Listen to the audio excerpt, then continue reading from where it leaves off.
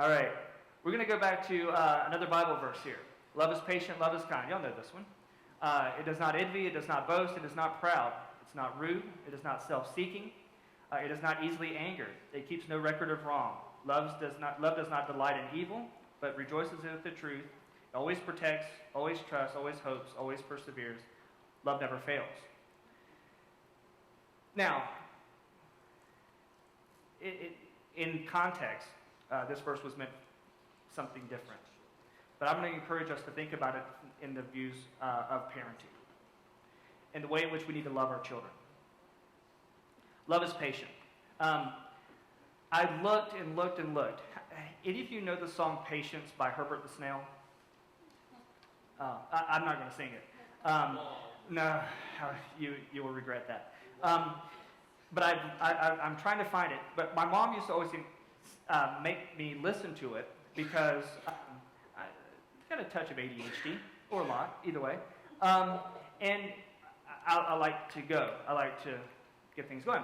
And so my mom would always make me listen to this song. And basically the song is, Herbert was a snail who caused some problems because he moved so slow. He would cause traffic jams wherever he would go. And Herbert would sing this song to help remind himself when those kinds of situations happen, just to relax. And the song said, have patience, don't be in such a hurry. When you get impatient, you only start to worry. Remember that God is patient too, and think of all the times when others have to wait for you. And my mom used to make me sing that song all the time. And for some reason, I always thought it was a turtle, but it was actually a snail. I like turtles better.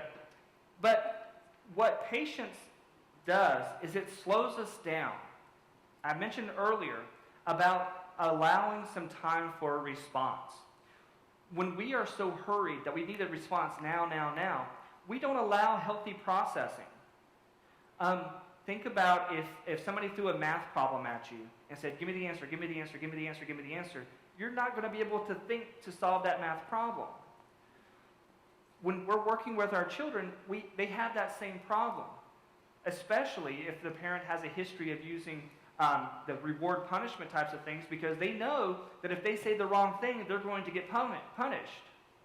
So they're anxious already, which we know chemically interferes with brain processing and that whole cortisol, adrenaline stuff that gets released when we become anxious. It interferes with their neuroprocessing, and they're not going to be able to provide a response to you. So when we get impatient, we want to answer right now, we're not really facilitating the child's ability to respond to you. Parenting is a marathon. It's not a sprint.